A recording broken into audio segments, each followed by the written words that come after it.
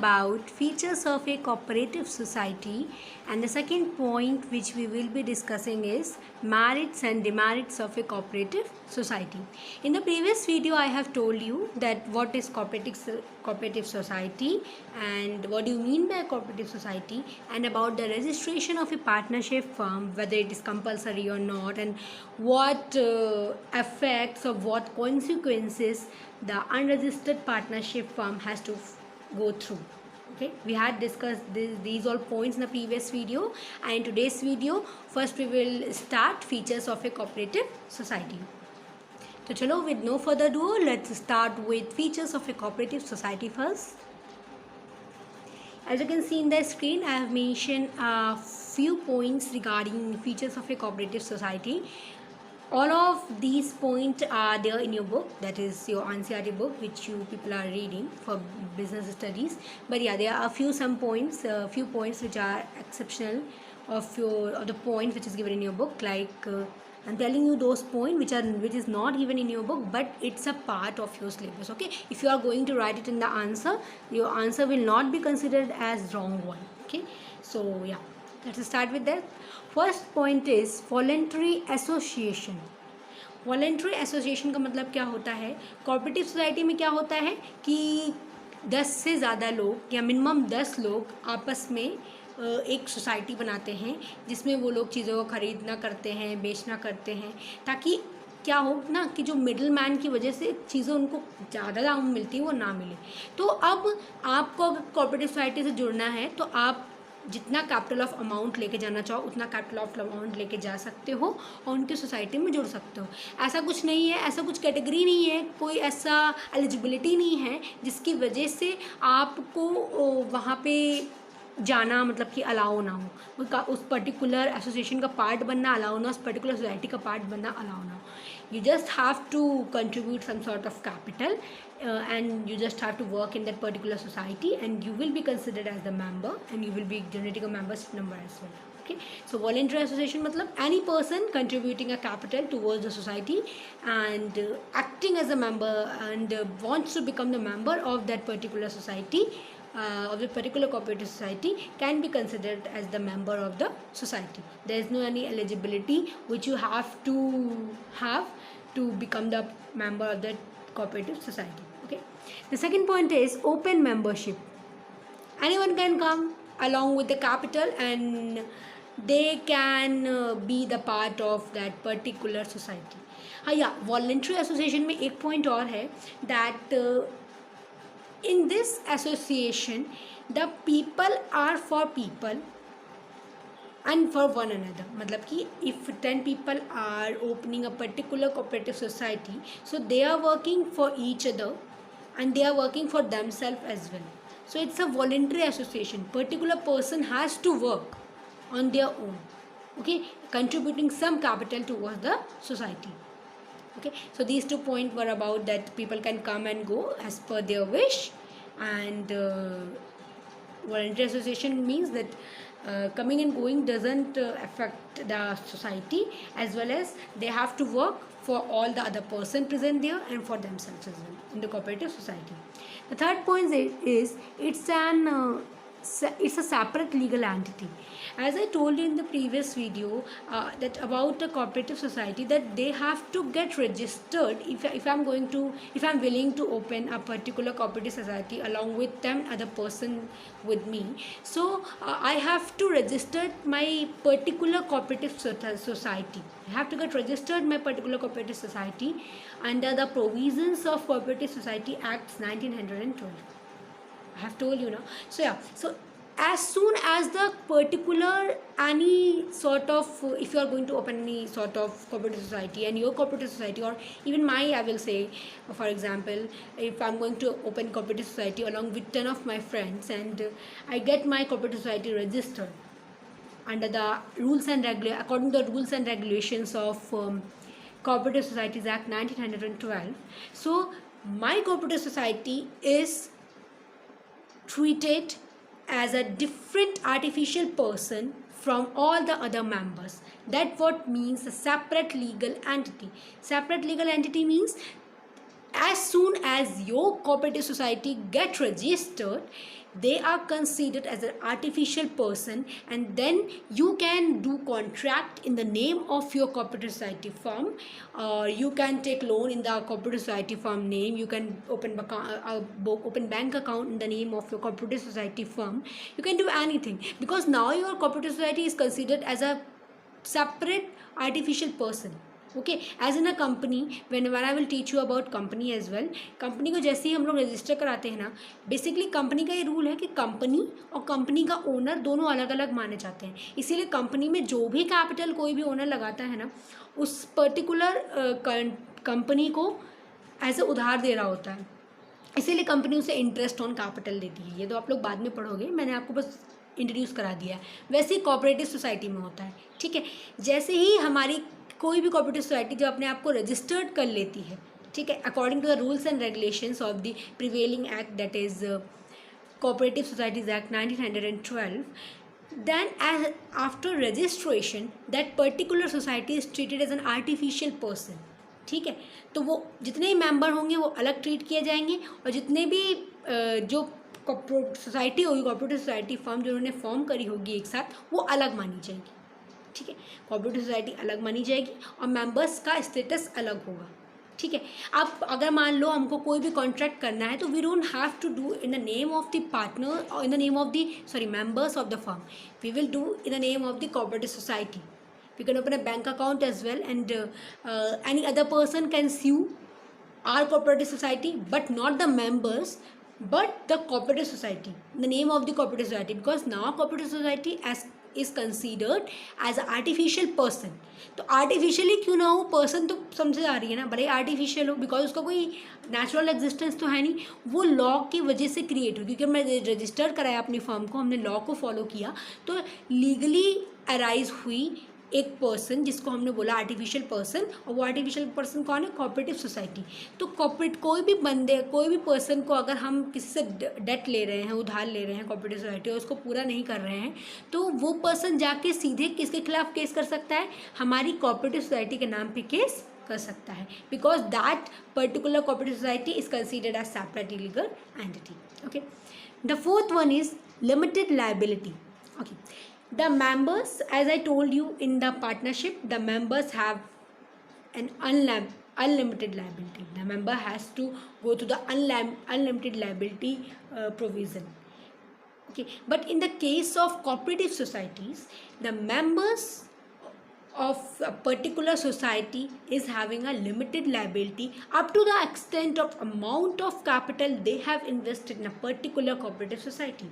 Means if I am a part of a ABC cooperative society and I am investing 10 lakh rupees capital into it, say for example I am investing 10 lakh rupees capital into it, and so the liability which I may be having in that particular, which I will be having in that particular society will be limited or restricted to the capital of amount I have invested in that society, that is 10 lakh rupees. Okay, so I will be limited up to that amount. So जितने ही members होंगे in that particular society or in any cooperative society, the amount of capital they have invested in their particular society, cooperative society, they will be limited. Their liability will be limited or restricted to the amount of capital they have invested. Okay, and if they want that if the other person, the other member is not having that much of amount, according to the liability which they have, so the other member could help them. We can help the other member, but our liability is limited to the amount of capital. Even each and every member's liability is limited to the amount of capital they have invested in a particular cooperative society when they were joining the cooperative society. Okay, the fifth point is service motive. Basically इसको service motive की वजह से खोला जाता है. कई सारे लोग एक साथ आते हैं, 10 लोग मिनिमम होते हैं, मैक्सिमम उससे ज़्यादा भी हो सकते हैं. ठीक है, अब 10 लोग अगर आके कोई भी सोसाइटी फॉर्म कर रहे हैं, तो उनका बेसिक मोटिव क्या होगा? बेसिक मोटिव बेटा यही होता है कि अगर आप कोई भी चीज़ ऐसे खरीदो तो आपको वो थोड़ी महंगी मिलती है, क्योंकि प्रोड्यूसर से वो होलसेलर के पास जाती है, होलसेलर से हमारे ऑल मिडिल मैन्स होते हैं उनके पास जाती है, फिर रिटेलर के पास आती है, फिर रिटेलर हमको देता है। तो अगर हमारा ये चेन बन रहा है कि प्रोड्यूसर से होलसेलर, होलसेलर से रिटेलर और फिर हम, तो इसमें होलसेलर और retailer as a middleman treat किए जाते हैं। मतलब कि जो between me, between us and between the producers, the middlemen are wholesalers and the retailers. Now they are working for getting some profit as well. Now they are not working for not getting any profit, and they are just working for their own will, and they are working for the society. No, they are not working for the society. They are working for generating profit for themselves. Okay, so if they are working for generating profit, so the amount which we are paying for buying a particular product, producers already whatever price which we pay as MRP, that MRP has the price of producers as well, profit of producers as well, wholesalers as well, and retailers as well. If you are purchasing a 15 rupees product, any chips or any sort of snack, so if this product is made, say for example, out of rupees, the cost price of this product will be like 7 rupees for example. So the leftover 8 rupees will be having a part of profit of producer, a part of profit for wholesaler, a part of profit for retailer, and then we are availing that services. So we are paying much higher prices for buying a particular product. That's why whatever product we will buy online, we pay somehow less price for buying a particular product, even if rupee less or 100 rupee less or 1000 rupees less, depends upon the product which you buy. Okay, so because they are eliminating that middleman which they have between us and them. Okay, and if you are going to buy online any product, so you are directly redirecting to the particular company. Like if I am buying say for example, I'm buying a cell phone from any company, like say for example Xiaomi company or my company, then I'm directly redirecting to a particular producer and I'm getting that product. Okay, so that middlemans are now removed. Okay, so their profit also are now removed, that's why the cost price of the product is less for us and we are availing it at a less prices. Okay, so in cooperative society they are just doing this particular work only, that they are eliminating that particular middleman which they have. Okay, they are just buying the product from the particular producers. Like say if they want to buy milk, so they are redirecting the particular company and they are just buying that particular product and just redistributing amongst their members, okay, at a lower prices. So in this way they are having a service motive.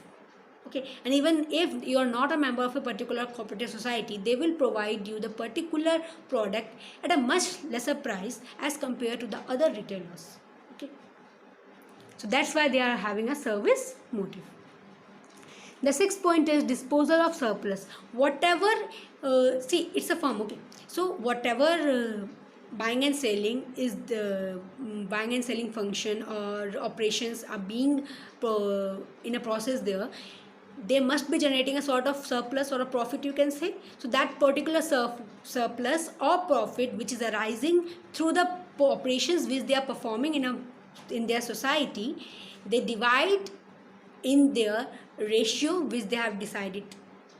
Okay, so if I से for example किसी भी cooperative society में 10,000 रुपये का अगर उनको profit हो रहा है, तो वो 10,000 रुपये के प्रॉफिट में प्रॉफिट को उसको 10 लोग मान लो है, सबको 1,000 रुपये मिल जाएगा। तो इक्वल रेशियो में वो लोग उस प्रॉफिट को डिवाइड कर लेते हैं। अब वो प्रॉफिट आता कैसे है? जो ही ऑपरेशंस वो लोग परफॉर्म करते हैं उन्हीं ऑपरेशंस में से वो प्रॉफिट जनरेट होता है। ऑपरेशंस कौन से? बाइंग एंड सेलिंग के एंड अदर ऑपरेशंस भी होते हैं, लेकिन प्रेफरेबली इनका बाइंग एंड सेलिंग होता है। ठीक है। The last point is democratic form of society. Democratic क्यों है? किसी के आने या जाने पे कोई रोक नहीं लगी है। They can come when they want and they can go when they want as per their wish. उनके पास वोटिंग राइट्स भी होते हैं। अगर क्योंकि हर कोऑपरेटिव सोसाइटी में एक मैनेजिंग कमिटी होती है जो देखती है कि सब चीज़ें ढंग से मैनेज हो रही हैं कि नहीं। ठीक है, तो वो मैनेजिंग कमेटी कौन लोग बनाएंगे? कोऑपरेटिव सोसाइटी के मेंबर्स। तो वो मैनेजिंग कमेटी सिलेक्ट करने के लिए भी डेमोक्रेसी होती है। कैसे? सब लोगों को इक्वल वोटिंग राइट्स दिए जाते हैं। ठीक है, जैसे कि आपकी कंट्री में अगर आपको कोई गवर्नमेंट आपकी इलेक्ट करनी होती है तो आप सभी को इक्वल वोटिंग राइट दिए गए हैं। आप लोग जाके इफ़ यू आर 18 और 18 above, so you can go and vote and select the government which you want. Okay, the majority of people, which we want. Okay, so as per this only, the cooperative society is also having a democratic form of society, because in this also each and every member is having a equal voting right, and they can vote whomsoever they want to be a part of managing committee. ठीक है.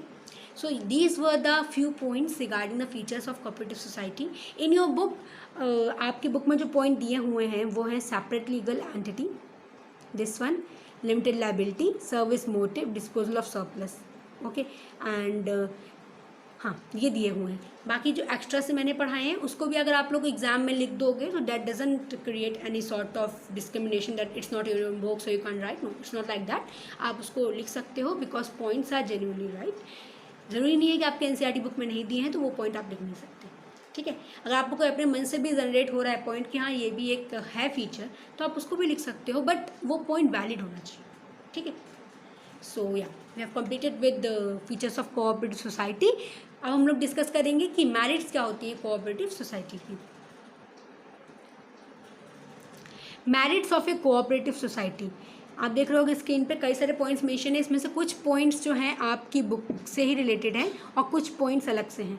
जैसे कि आपकी book में ease of formation दिया हुआ है, equality in voting right दिया हुआ है, लिमिटेड लायबिलिटी दिया हुआ है, कंटिन्यूट एक्जिस्टेंस दिया हुआ है, गवर्नमेंट असिस्टेंस दिया हुआ है, और फेयर डीलिंग को इन्होंने एक नाम दिया है इकोनॉमिक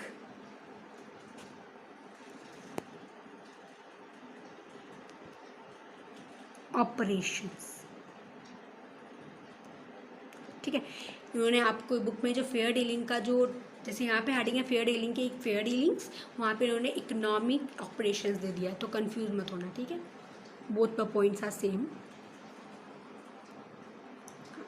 पहला पॉइंट है ईज ऑफ फॉर्मेशन.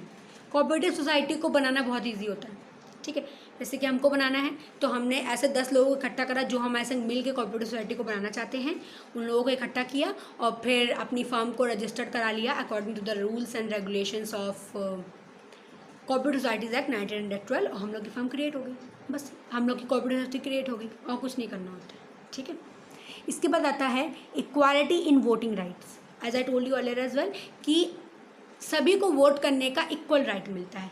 ऐसा नहीं होता कि जिसने ज़्यादा कैपिटल दिया, क्योंकि देखो जितने मेंबर्स होते हैं वो अपने अपने हिसाब से कैपिटल लाते हैं. अगर कोई इतना अमीर नहीं है, मान लो अगर मुझसे कोई बहुत अमीर पर्सन है तो वो ज़्यादा पैसा लाएगा ना, मैं कम ला पाऊंगी. तो इसका मतलब ये थोड़ा ना कि मुझे वोटिंग राइट इक्वल नहीं मिलेंगे. सबको इक्वल वोटिंग राइट मिलते हैं, क्योंकि हर कोऑपरेटिव सोसाइटी में एक मैनेजिंग कमेटी होती है जो देखती है कि सारा काम कोऑपरेटिव सोसाइटी में अच्छा हो रहा है कि नहीं. तो जो मैनेजिंग कमेटी के मेंबर्स चुने जाते हैं वो कोऑपरेटिव सोसाइटी के द्वारा ही चुने जाते हैं. कोऑपरेटिव सोसाइटी में जितने मेंबर्स होते हैं वो वोट करते हैं. जैसे कि आप अपने क्लास में मॉनिटर चुनने के लिए वोट करते हो, वैसे ये लोग वोट करते हैं. इनमें सबके पास इक्वल राइट ऑफ वोट होता है. मतलब कि वो हर एक दो मतलब डिसाइड किया जाता है कि कितने लोगों को वो वोट कर सकते हैं, और सभी लोग इक्वली वोट करते हैं. और फिर जो पर्सन मेजोरिटी के साथ जीत जाता है, that person is selected as the member of a particular managing committee of a cooperative society. ठीक है. थर्ड पॉइंट है डेमोक्रेटिक फंक्शनिंग. किसी को कोई रोक टोक नहीं है, सब अपने अपने हिसाब से डेमोक्रेटिकली काम करते हैं. किसी को किसी काम को करने से रोका नहीं जाता है. ठीक है, that is in our country also. We have a freedom of speech, we have a freedom of work, we have freedom of lot of freedom we have given. So in cooperative society also all the members have given a freedom of whatever work they want they can do, but it should not be harming the society. Okay, the ideal of society that is democracy. The fourth point is limited liability. अब limited liability का मतलब आपने feature में भी देखा था, features of a cooperative society में मैंने आपको बताया था कि लिमिटेड लायबिलिटी का मतलब है कि जितनी कैपिटल कोई भी मेंबर जब वो कोऑपरेटिव सोसाइटी का पार्ट बन रहा होगा स्टार्टिंग में, जितनी कैपिटल उसने इंट्रोड्यूस करी होगी बिजनेस में, कोऑपरेटिव सोसाइटी में लगाई होगी, उतनी हद तक उसकी लायबिलिटी होगी. ठीक है, the amount of capital which he has invested in the cooperative society, that amount of liability he will be having in a cooperative society. ठीक है, इसके बाद हमारा है कंटिन्यूएट एग्जिस्टेंस. कंटिन्यूएट एग्जिस्टेंस का मतलब है जैसे कि पार्टनरशिप में क्या होता था कि अगर एक भी पार्टनर अगर मर गया या फिर वो रिटायर हो गया या फिर वो पागल हो गया, अगर उसे कुछ भी हो गया, तो पार्टनरशिप जो एग्जिस्टिंग पार्टनरशिप बिजनेस होता है उसे हमें बंद करना पड़ता है, सारी बुक्स को क्लोज करना पड़ता है, और जो जो पार्टनर चला गया होता है बिजनेस से उसको सारा उसका पार्ट ऑफ प्रॉफिट देके, अगर एग्जिस्टिंग पार्टनर जो बचे हुए पार्टनर्स हैं वो चाहें कि बिज़नेस चलाना है आगे, तो वो लोग न्यू एग्रीमेंट करके फिर बिजनेस को चलाते हैं। लेकिन कोऑपरेटिव सोसाइटी में ऐसा नहीं है। कोऑपरेटिव सोसाइटी में ऐसा क्या, अगर कोई भी मेंबर की डेथ हो जाती है या फिर वो इंसेन हो जाता है, इंसेन मतलब पागल हो जाता है, या फिर वो रिटायर होना चाहता है, तो इन सब चीज़ों से कोऑपरेटिव सोसाइटी पे कोई एग्जिस्टेंस पे कोई भी प्रॉब्लम नहीं आएगी। उसको कुछ भी हो जाए, वो मेंबर उस कोऑपरेटिव सोसाइटी का पार्ट फिर नहीं रहेगा। हाँ, उसका पार्ट ऑफ प्रॉफिट हम उसकी फैमिली वालों को दे देंगे, लेकिन हमें अपने बिजनेस को बंद करने की ज़रूरत नहीं पड़ेगी, हमें अपने कोऑपरेटिव सोसाइटी को बंद करने की ज़रूरत नहीं पड़ेगी। That society will be keep on existence unaffected by the death, retirement or an insanity of a particular member of that society। ठीक है, इसके बाद है हमारा second last point is government assistance. Government भी कोऑपरेटिव सोसाइटी को help करती है। क्यों? क्योंकि कोऑपरेटिव सोसाइटी का बेसिक आइडिया क्या है कि वो डेमोक्रेटिक सोसाइटी है जो समाज की भलाई के लिए काम करती है। ठीक है, इसीलिए गवर्नमेंट उनकी मदद करती है। मदद कैसे करती है गवर्नमेंट उनकी? उन पे लो टैक्सेस रेट लगाकर। ठीक है, कोऑपरेटिव सोसाइटी को as compare to the other form of business organisation they have a liberty or you can say help of a government that they have a low rate of taxes। ठीक है, as compared to all other form of business organizations। Second हमारा होता है subsidies बहुत तरीके की मिलती हैं। जैसे कि हम लोगों को गैस पे सब्सिडी मिलती है, वैसे इन लोगों को बिजनेस में कई तरीके की सब्सिडीज़ मिलती हैं। लो इंटरेस्ट रेट, अगर ये लोग मार्केट से अपने फर्म के नाम पे कोऑपरेटिव सोसाइटी के नाम पे पैसा उठा रहे हैं, बैंक से पैसा ले रहे हैं, तो as compare to the other form of business organisation they will be charge lesser rates of interest.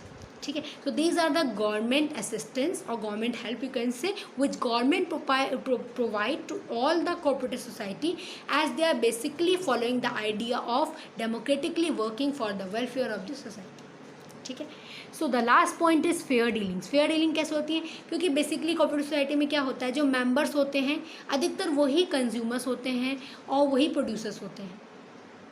ठीक है, वही बनाते हैं और वही कंज्यूम करते हैं। ठीक है, तो मेंबर्स ही हैं तो बैड डेट्स का कुछ होता ही नहीं है, क्योंकि वो लोग ऐसा करेंगे ही नहीं, वो लोग पे ना करें, और पे ना भी करेंगे तो क्योंकि मेंबर हैं तो उनको जो प्रॉफिट देना होगा हम लोग उसी में से काट लेंगे। तो बेसिकली बैड डेट्स इसमें कम होते हैं, इसीलिए फेयर डीलिंग्स होती हैं। ठीक है, तो ये थे all the merits about cooperative society. First one was ease of formation, second one was equality in voting right, third one was democratic functioning, fourth one was limited liability, fifth one was continue existence, sixth one was government assistance, and sixth and the last one was fair dealings। Okay, now we will read about the demerits of a cooperative society।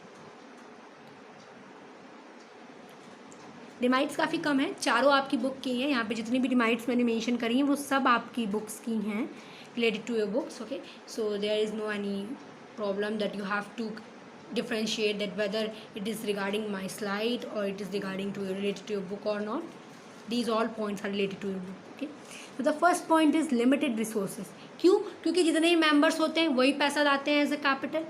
ठीक है, तो अब कोई बाहर के इंसान से तो पैसा लेती नहीं है कोऑपरेटिव सोसाइटी। तो मान लो अगर 10 लोग हैं तो 10 ही लोग अपनी कैपिटल लाएंगे, 10 ही लोग अपनी अदर रिसोर्सेज को इंट्रोड्यूस कर पाएंगे, इंक्लूडिंग एसेट्स अगर वो लोग इंट्रोड्यूस कर रहे हैं। इसीलिए इनमें लिमिटेड रिसोर्सेज से, क्योंकि गवर्नमेंट हमको क्योंकि हम लोग डेमोक्रेटिकली काम कर रहे हैं तो गवर्नमेंट हमें सर्विसेज तो प्रोवाइड करती है कि हमको टैक्स रेट कम देना पड़ेगा, इंटरेस्ट रेट कम देना पड़ेगा if we are having generating loan from somewhere, लेकिन वो साथ साथ हमारे ऑपरेशंस को भी कंट्रोल करती है, the operations of A work की कोऑपरेटिव सोसाइटी। कैसे?